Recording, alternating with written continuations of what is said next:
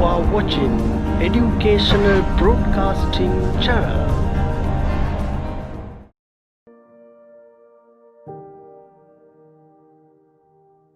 අයිබෝවන් අපි අද සූදානම් වෙන්නේ 11 වසර තුන්වෙනි පාඩම් මේකකේ ලංකාවේ ආගමික පුනර්ජීවන ව්‍යාපාරය කියන පාඩම් මේකකේ යටතේ අපි සාකච්ඡා කරමින් සිටියා මේ වන විට බෞද්ධ ආගමික පුනර්ජීවනය පිළිබඳ. ඒ බෞද්ධ ආගමික පුනර්ජීවන ව්‍යාපාරයේ විශේෂයෙන්ම ඕල්කට්තුමා සහ ලංකාවේ බෞද්ධ පාසල් ආරම්භ කිරීම ඒ වගේම ඒහා සමගාමීව සිදු වුණු අධ්‍යාපනික ශාස්ත්‍රයේ ඇති වුණු නවෝදය පිළිබඳව අපි සාකච්ඡා කර හිටියේ.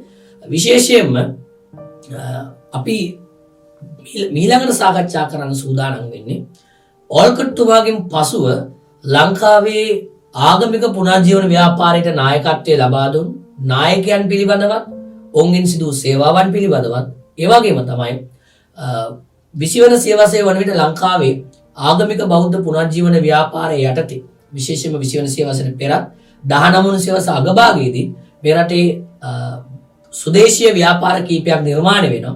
ඒ සුදේශීය ව්‍යාපාරයන් හරහා බෞද්ධ පුනර්ජීවනයට සිදුවන සේවාව පිළිබඳව අපි කතා කරන්න සූදානම්. එවනම් දරුවනේ මූලික වශයෙන් අපි මතක තියාගන්නට ඕනේ බෞද්ධ පුනර්ජීවන ව්‍යාපාරය සහ මුද්‍රණ ශාස්ත්‍රය තුල ලේඛන ශාස්ත්‍රය තුල ප්‍රබල දියුණුවක් ඇති වුණා. ඒ නිසා විවිධ පොත්පත් සංග්‍රහ පුවත්පත් නිර්මාණය වුණා. ජනතාව තුල බුදුදහම පිළිබඳව ප්‍රබල බුද්ධි ප්‍රබෝධයක් ඇතිවීමට අවශ්‍ය කරන අධ්‍යාපනික පසුබිමක් හැදෙනවා. ඒ වගේම තමයි ජනතාවගේ සාක්ෂරතාවය ඉහළ යන්නට පටන් ගන්නවා. ඉංග්‍රීසි අධ්‍යාපනයත් වැඩි දියුණු වෙන්න පටන් ගත්තා. ඒ වගේම මිෂනරි ව්‍යාපාරය හරහා බිඳවැටලා තිබුණු පරිහානියටපත් වෙච්ච බෞද්ධ අධ්‍යාපනය බෞද්ධ සංස්කෘතිය නැවත ක්‍රමානුකූලව නැගී සිටින මට්ටමට සමාජයේ පරිවර්තනය වෙනවා. අපි මේ කාරණාවන් පිළිබඳව කතා කරද්දී විශේෂයෙන්ම තරුණ බෞද්ධ සමාජයක් නිර්මාණය කිරීම වෙනුවෙන් මේ රටේ ජනතාවට දරුවන්ට සමාජයට ආමන්ත්‍රණය කිරීම සඳහා අනගාരിക ධර්මපාලතුමා වලිසිංහ හරිස්චන්ද්‍ර මැතිතුමා පියදාස සිරිසේන මැතිතුමා ජෝන්ද සිල්වා වගේ තවත් සුවිශේෂ චරිත කීපයක් බෞද්ධ පුනර්ජීවන ව්‍යාපාරයත් සමග සම්බන්ධ වෙනවා. අපි බලමු මේ නායකයන් හරහා දේශීය ජනතාව තුළ දේශානුරාගය ප්‍රවර්ධනය කරන්න, ජාත්‍යාලය වර්ධනය කරන්න මොනවද සිදුවෙච්ච සුවිශේෂමය සේවාවන් කියලා. විශේෂයෙන්ම 20 වන සියවස ආරම්භ වීමට ආසන්න කාලෙදී බෞද්ධ පුනර්ජීවන ව්‍යාපාරය තුළින් බිහි වෙන දේශාභිමානී ව්‍යාපාර කීපයක්. ඒ කියන්නේ සුදේශිකයන් දේශාභිමානීය ස්වභාවයකින් සුදේශිකයන් තුළ ಜಾති මාමකත්වයේ දේශ හිතයිසීත්වය ඇතිවන විදියට අපේකම අපේ සංස්කෘතිය නැවත ඔප්නංවන්නට අවශ්‍ය කරන දේශාභිමානී ව්‍යාපාර කීපයක් ආරම්භ වෙනවා. අපි ඉදි ප්‍රධාන වශයෙන් මේ රටේ ආරම්භ වන දේශාභිමානී ව්‍යාපාර තුනක් හඳුනා ගන්නවා. එක දේශානුරාගය හා ජාත්‍යාලය වර්ධනය කිරීමේ ව්‍යාපාරය. ඒ වගේම තමයි බෞද්ධ පූජනීය ස්ථාන ආරක්ෂා කර ගැනීමේ ව්‍යාපාරය. ඒ වගේම තමයි අමද්දව ව්‍යාපාරය. මෙන්න මේ ආගේ ප්‍රධාන දේශාභිමානී ව්‍යාපාර තුනක් ආරම්භ කරනවා. අපි මේ පිළිබඳව සාකච්ඡා කරමු. විශේෂයෙන්ම දරුවෝ ඔබ මතක තියාගන්න දේශානුරාගය සහ ජාත්‍යාලය වර්ධනය කිරීමේ අටියෙන් අරමුණෙන් බ්‍රිතාන්‍ය පාලන සමය තුළ මේ බටහිර සංස්කෘතිය වේගෙන් පැතිර ගොස් තිබුණු වාතාවරණයක බටහිර සිරිත් විරිත් අපේ මිනිස්සු අන්ධානුකරණවාදීව අනුකරණය කරන්න පටන් ගන්න තිබුණා. ඉතින් ඒකට එරෙහිව අපේකම නැවත සමාජයේ මහ පොළවේ පැල කරන්න මේ රටට ආදරය කරන සුදේශීයත්වයට ආදරය කරන પરම්පරාවක් හදාගන්න අපේ රටේ නිර්මාණය කරපු ජාතික සංවිධානයක් තමයි දේශානුරාගය සහ ජාත්‍යාලය වර්ධනය කිරීමේ ව්‍යාපාරය. මේ ව්‍යාපාරය තුළ මහා සංඝරත්නය ඒ වගේම විශේෂයෙන්ම අනගාരിക ධර්මපාලතුමා ඇතුළු සුවිශේෂ නායකයෝ රාශියක් එකතු වෙලා මිනිස්සුන්ට සමාජයට පණිවිඩයක් දැනුමක් අවබෝධයක් දෙන්න දේශන විවාද වැඩමුළු සංවිධානය කරමින් ගමින් ගමන නගරෙන් නගරයට සංචාරය කරමින් ජාතිය අවදි කිරීම සඳහා මහා කාර්යභාරයක් සිදු කරනවා. ඉතින් එහිදී අපිට අනගාരിക ධර්මපාලතුමා සුවිශේෂ චරිතයක් බවට පත් වෙනවා.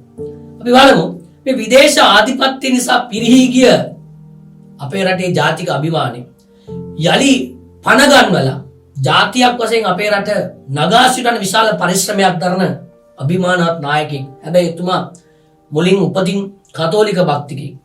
හැබැයි පසුව බුදුදහම පිළිබඳ අවබෝධයක් ලබලා බුදුදහම වැළඳගෙන ජාතියට ආගමට සෑහෙන සේවාවක් කරපු අභීත ලංකා පුත්‍රයෙක්. බටහිර සංස්කෘතිය හිස්මුදුනින් පිළිගන්න මේ සමාජයට පුළුල් ආමන්ත්‍රණයක් කරන්න අනගාരിക ධර්මපාලතුමා කරපු සේවාව ඉතාම ප්‍රබලයි. ඕල්කට්තුමා ගමින් ගමට නගරෙන් නගරයට දේශන වැඩමුළු සඳහා යනකොට එතුමාගේ දේශන සිංහල භාෂාවට පරිවර්තනය කරන්න ප්‍රධානත්වය ගත්ත කෙනෙක් තමයි අනගාരിക ධර්මපාලතුමා කියලා කියන්නේ. ඉතින් මෙතුමා තමන්ගේ රටේ අනුරාධපුර පොළොන්නරුවේ තියෙන ශිෂ්ටාචාරය පිළිබඳ අපිට තියෙන අතීත අභිමානය පිළිබඳ නිරන්තරයෙන් අපේ මිනිස්සුන්ගේ සිත් සතන් තුළ මේ යථාර්ථයක් බවට පත් කරන්න අපිට තිබුණු අභිමානය ගැන කතා කරන්න ලොකු වෙහෙසක් ගත්ත කෙනෙක්. අපේ වැරදි නිසා අපිට අනාගතයේ මුහුණ දෙන්න වෙන ඉරණම පිළිබඳව අනගාരിക ධර්මපාලතුමා තමන්ගේ දේශනාවලදී පැහැදිලි කරනවා. විශේෂයෙන්ම මේ බෞද්ධ සහජීවනයේ වටිනාකම බෙදිලා ගියොත් ජාතීන් වශයෙන් අපි බෙදී සිටීම අපිට සිංහල ජාතිය බෙදීම අනාගතයේ සිදුවන හානිය පිළිබඳව පැහැදිලි කරනවා. මේ බටහිර සංස්කෘතිය වැළඳ ගැනීම ඇතුලේ අපිට සිදුවන ආදීන පිළිබඳව ධර්මපාලතුමා පැහැදිලි කරනවා. ඉතින් මේ සියලු චින්තනයන් ඉදිරිපත් කරමින් මේ රට හදන්න හැදුවා. මේ රටට පණිවිඩයක් දෙන්න හැදුවා. ඒ සඳහා එතුමාගේ නායකත්වයේ යුක්තව 1891 දී මහබෝධි සමාගම ආරම්භ කළා. සිංහලෙනි නැගිටියව බුද්ධගයාව බේරගනින් කියන අභීත වදනින් බෞද්ධයන්ගේ මුදුන් මල් කඩක් ඉන්දියාවේ තිබුණු මේ මහබෝධි විශේෂයෙන්ම බුද්ධගයාව විනාශ වෙලා තිබුණා. ඒක හින්දුන් අතේ තිබුණේ.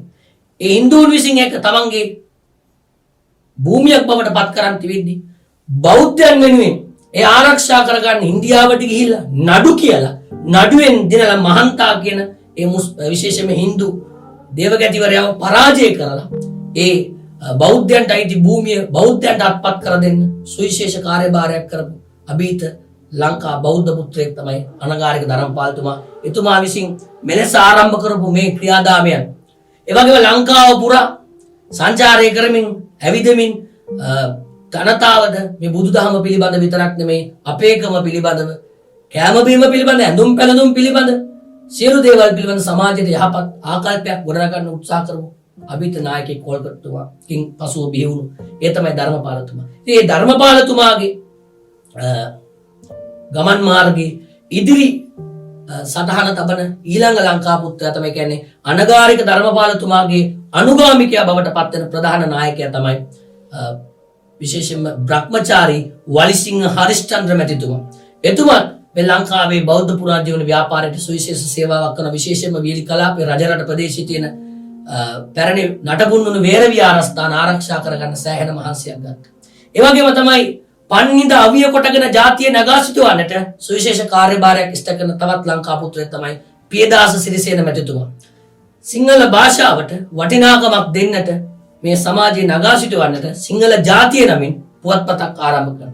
ඒ වගේම තමයි ඒ පුවත්පත හරහා ඒ වගේම එතුමා නවකතා හරහා විශේෂයෙන්ම ජයතිස්ස රොසලින් වගේ නවකතා හරහා සමාජයට දැනුමක් අවබෝධයක් දෙන්න සෑහෙන උත්සාහයක් දරනවා. අපේ එකම පිළිබඳ කියන්න උත්සාහ කරනවා. අපි ඊළඟට බලමු මේ බෞද්ධ පුනර්ජීවන ව්‍යාපාරයේ තවත් සුවිශේෂ ව්‍යාපාරයක් තමයි බෞද්ධ පූජනීය ස්ථාන රැකගැනීමේ ව්‍යාපාරය.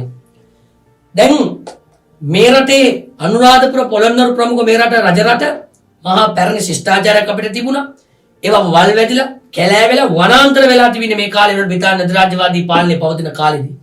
මෙවැනි පසුබිමක් තුළ මේ පූජනීය ස්ථාන නැවත බෞද්ධයන්ට සමීප කරන්න, නැවත බෞද්ධයන්ට මේවා බලන්න, ඒවාට ගිහිල්ලා වන්දනාමාන කරන්න පුළුවන් නිදහස ඉද ප්‍රස්තාව සකස් කිරීම සඳහා බෞද්ධ පූජනීය ස්ථාන රැක ගැනීම සඳහා මේ රටේ ආරම්භ කරනවා සුවිශේෂ ව්‍යාපාරයක්. ඒ සඳහා විශේෂයෙන්ම මූලික වී කටයුතු කරන නායකයෙක් තමයි වලිසිංහ හරිස්චන්ද්‍ර මැතිතුමා. එතුමා අනුරාධපුර පොළොන්නරුවේ මේ වල් බිහිවෙච්ච පැරණි වේර විහාරස්ථාන නැවත සමාජගත කරන්න සෑහෙන උත්සාහයක් දරනවා. ඉතින් 19 වන සියවස අගභාගයේ වන විට මේ අනුරාධපුර පොළොන්නරු ප්‍රදේශයට වෙච්ච පැරණි පූජනීය ස්ථාන ප්‍රතිසංස්කරණ කටයුතු වලට ලක් කරලා ඒ අතීත උරුමය රැක ගැනීමට ජනතාව තුළ උනන්දුවක් ඇති කරන්න මේ ව්‍යාපාරය හරහා සෑහෙන උත්සාහයක් දරනවා.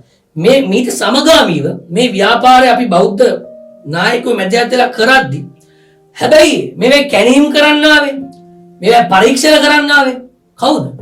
යුරෝපීය පුරාවිද්‍යාඥයෝ. යුරෝපීය නිලධාරීන් ආවේ. ඔවුන් මේවා පිළිබඳව හොයලා බලන්න පටන් ගත්තා. ඔවුන් මේවා පිළිබඳ කරුණු කාරණා මතු කළා. ඔවුන් විසින් ලියන පොත්පත්වල අපේ පැරණි උරුමය පිළිබඳ, අපේ පැරණි අභිමානය පිළිබඳ, අපේ සංස්කෘතිය පිළිබඳ, අපේ තාක්ෂණය ගැන ඔවුන්ගේ පොත්පත්වලට කරුණු කාරණා අන්තර්ගත කළා. එෙහිදී ප්‍රධාන වශයෙන් මේ කැණීම් සහ පරීක්ෂණ මගින් පැරණි සංස්කෘතියේ ඇතැම් අංග මතු කිරීමට ප්‍රධාන වශයෙන් මූලිකත්වය ගත්තා ජෝර්ජ් ටර්නර් පඬිතුමා, Rhys Davidson, HCP. Bell, Henry Parker වගේ මහත්තුරු මේ යුරෝපීය බටහිර ලේඛකයෝ මේ ඉතිහාසය පිළිබඳ යම්කිසි ඇල්මක් දක්වපු මොවුන්, මේ පුරාවිද්‍යාව පිළිබඳ හැඟීමක් දක්වපු මොවුන් ලංකාවේ පුරාවිද්‍යා කොමසාරිස්වරයෙක් වශයෙන් කටයුතු කරා එච්.සී.පී. බෙල් මහත්තයා. එතුමාගේ මේ දියත් වීමෙන් විශේෂයෙන්ම කෑගල්ල වාර්තා වගේ පොත්පත් නිර්මාණය කළා.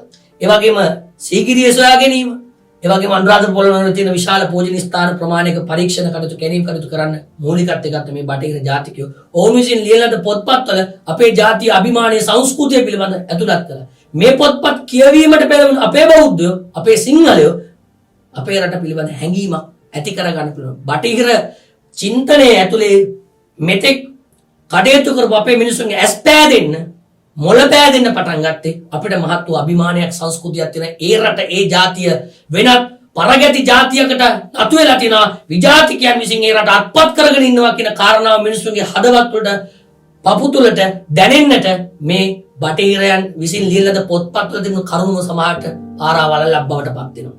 ඔවුන් ලියපු පොත්වල තිබුණු කරුණු කාරණා අපි අධ්‍යාපනයෙන් ලබාගෙන අවසානයේ අපිට අපි ඒවට ආදරය කරන සමාජයක් හදන මට්ටමට අපි සමාජය හදාගත්තා. ඉතින් කල්පනා කරලා බලන්න දරුවනේ, අපේ දේවල් පිළිබඳ අපිට වඩා කැක්කුමක් පිට රටවල මිනිස්සුන්ට ඇති වුණා. ඒ නිසා තමයි මේ රටට යම්කිසි සාධාරණයක් ඔවුන් හරහා අවසානයේ සිද්ධ වෙන්නේ. අපි එතකන් නිදාගෙන හිටියේ. අර කතාවක් තියෙනවනේ, සිංහලෙන්නේ නැගිටියව බුද්ධගයව බේරගනිමු. ඇයි? අපේ බුදි. අපේ සමාජයේ බුදි. නිදාගෙන ඉඳපු ජාතිය නැගිටවන්න සිද්ධ වුණා. වෙනත් ආගමක් වැළඳගෙන ඉඳපු මිනිස්සෙක් බුදුදහම වැළඳගෙන තමයි සිංහල බෞද්ධයව නැගිට්ටෙන්නේ. ටිබෙට් වලින් ආව ඉස්මහින්ද හාමුදුරුවෝ උන්වහන්සේ කියනවා ඇස් ගෙඩි වලට හෙන ගහලාද සිංහලුනේ. බලන්න පේන්නේ නැද්ද මේ බෞද්ධ අපිට රටට වෙන විනාශේ? අපිද කියන්නේ අපේ රටට පිට රටකින් ආපු කෙනෙක් කියන්නේ. ඕල්ගට්තුමා පිට රටකින් ආපු කෙනෙක්. බ්ලැවස්කි මෙතිනේ පිට රටකින් ආපු කෙනෙක්. මාරිමියුසියස් පිට රටකින් ආපු කෙනෙක්. ටිබෙට් ජාතික මහින්ද හාමුදුරුවෝ පිට රටකින් ආපු කෙනෙක්. මේ කවුද? අපේ රට පිළිබඳ හැඟීමක් සමාජගත කළේ පිට රටින් අපිට ඇවිල්ලා අපේ රටේ ජාතියට ආදරයට, සංස්කෘතියට ආදරය කරන්න පත්තුණු, ආදරය කරන්න පෙළඹුණු මිනිස්සු තමයි අපේ රටේ සංස්කෘතිය අපේ මිනිස්සුන්ට කියලා දෙන්න තැනට පරිවර්තනය. ඉතින් මේක තමයි යථාර්ථය.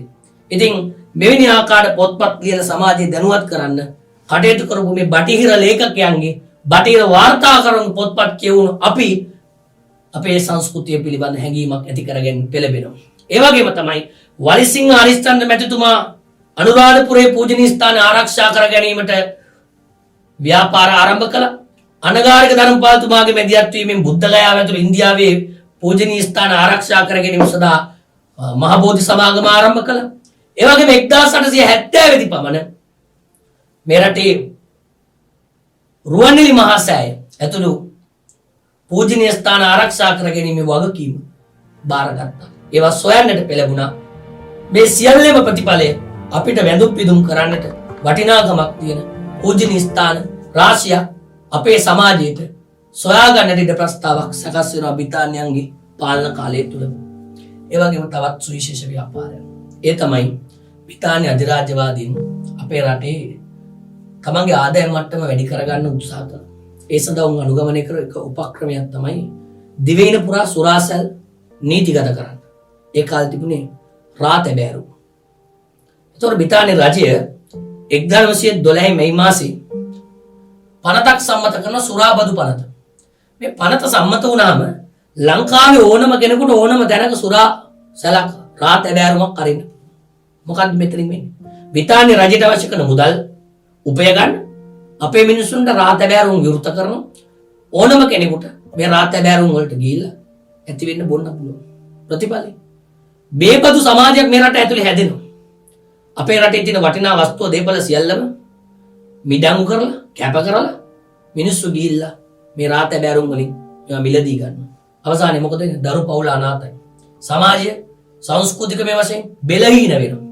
මෙවැනි වාතාවරණයක් ඇතිවීම වළක්වා ගැනීමට මතින් සුරාවෙන් තොර රටක් නිර්මාණය කරගන්නට අවශ්‍ය කරපු මේ රටට ආදරය කරපු මිනිස්සු ටික එකතු වෙලා 1912 මේ රටේ නිර්මාණය කරනවා අමද්දප ව්‍යාපාරය. ඒ කියන්නේ මේ සුරාබදු පනතට එරෙහිව දුරාචාරයේ සමාජගත වීම, බේබදුකම සමාජගත වීම වළක්වා ගන්නට මේ රටේ මධ්‍යසාර භාවිතාවට එරෙහිව මේ රටේ ජනතාව දැනුවත් කරන්න හදන ව්‍යාපාරය තමයි අමද්දප ව්‍යාපාරය. මේ අමද්දප ව්‍යාපාරයේ සුවිශේෂ නායකයෝ කීප දෙනෙක් ඉන්නවා. ඒ සුවිශේෂ නායකයන් අතරින් අනගාരിക ධර්මපාලතුමා, ජෝන් ද සිල්වා මැතිතුමා, පියදාස සිරිසේන මැතිතුමා, ඒ වගේම ආතර් වී දියස් මේ වගේ නායකයෝ මැදිහත් වෙලා තමයි මේ අමද්දප ව්‍යාපාරය ඉදිරියට පවත්වාගෙන යන්නේ. ඉතින් මේදී මතක් කරන්නට ඕන මේ පියදාස සිරිසේන මහතා විසින් නවකතා මගින් විවිධ චරිත සංවාදයට ලක්කොට මධ්‍යසාර භාවිතයේ අනිතු විශේෂයෙන්ම අනිතු ප්‍රතිඵලයන් පිළිබඳ සමාජගත කරන්න උත්සාහ කරනවා. තැතිස්සා රොසලින් වගේ නවකතායේදී ප්‍රධාන වශයෙන් වස්තු විශේෂ කරගත්තා. ඒ වගේම තමයි ජෝන් ද සිල්වා මහතා නාට්‍යානුසාරයෙන් නැත්නම් නාට්‍ය මගින් මේ මධ්‍යසාර භාවිතයේ සිදුණු විපත පැහැදිලි කරන්න ඔහු විශේෂයෙන්ම සිංහල පරාභව නාට්‍යයේන සුරාකාණ්ඩය කියන කොටස නිර්මාණය කරලා ඒ හරහා පෙන්වන ජීවිතේ යම් ප්‍රමාණයකට ජීවිතේ කඩා වැටීමට හේතුව මේ මධ්‍යසාර කියන කාරණාව. ඒ වගේම තමයි අනගාരിക ධර්මපාලතුමා විවිධ ගම් දනව් වලට ගිහිල්ලා සමාජය දැනුවත් කරනවා. රාබොන්න උගුඩුව, රාබොන්නේ වසලය, කාන්තා පාර්ශවයට කිව්වා මෙහෙම බොන බේබදු පිරිමින්ව මේ සමාජයෙන් ඈඩ් කරන්න. දරුවන්ට කිව්වා තමන්ගේ වැඩිහිටියන්ව මේ බේබදු සමාජයට හැබ්බැහි වෙලා ඉන්නවා අයින් කරන්න. ඔවුන්ට සමාජ පිළිගැනීම නැති කරන්න. ඒ හරහා ඔබ ඔබේ පවුල ආරක්ෂා කරගන්න, ඔවුන්ව බේර ගන්න පුළුවන් ක්‍රමවේද වලට යන්න. ඉතින් අවසානයේදී මෙවැනි ක්‍රියාමාර්ග සටන් පාට හරහා ජාතිය අවදි කරන්නට සෑහෙන උත්සාහයක් ගත්තා. මේ අමද්දප ව්‍යාපාර නායකත්වය දෙන තවත් විශේෂ නායකයෝ කීප දෙනෙක් FR. Senanayake, DS. Senanayake, DC. Senanayake, TB. Jayatilaka, Arthur V Dias, WA. Silva මේ නායකයෝ තමයි බ්‍රිතාන්‍යයේ ප්‍රධාන හතුරු බවට පත් වෙන්නේ. 1915 ඇතුළේ මේ රටේ සිංහල මුස්ලිම් කෝලහලය. ඒ සිංහල මුස්ලිම් කෝලහලය වෙනකොට මේ රටේ විශාල වශයෙන් මේ අමද්දප ව්‍යාපාරය නිසා බ්‍රිතාන්‍යයෙන් ලැබුණු ආදායම් විශාල ප්‍රමාණයක් අඩු වෙලා තිබුණා. ඒ නිසා අමද්දප ව්‍යාපාරය මර්ධනය කරන්න යොදාගත් එක උපක්‍රමයක් තමයි සිංහල මුස්ලිම් කෝලහලයේදී බෞද්ධ නායක විශාල ප්‍රමාණයක් වෙඩි තියලා ඝාතනය කරනවා. විශාල පිරිසක් කිසිම නඩු විභාගයක් නැතුව අත්අඩංගුවට ගන්නවා. සිරගත කරනවා. 5200කට වඩා වැඩි පිරිසක් සිරගත කරනවා. 62ක් වමන පිරිසක් වෙඩි තියලා ඝාතනය කරනවා. මේ වගේ මහා ක්‍රූර විදියට මේ අමද්දප ව්‍යාපාරය මර්ධනය කරන්නට බ්‍රිතාන්‍ය රජය කටයුතු කළා. ඉතින් මේ සියලු කාරණා පිළිබඳව තමයි අපි සාකච්ඡා කළේ. එහෙනම් මේ දක්වා අපි සාකච්ඡා කළේ ඔබට බ්‍රිතාන්‍ය පාලනය මේ රටේ ස්ථාපනය වෙලා උඩරට බලයත්පත් කර ගැනීම, ඒ හරහා ලංකාවේ මුහුදුබඩ ප්‍රදේශ පමණක් සීමා වෙලා තියෙන බ්‍රිතාන්‍ය පාලනයේ කඳුරට එනවා.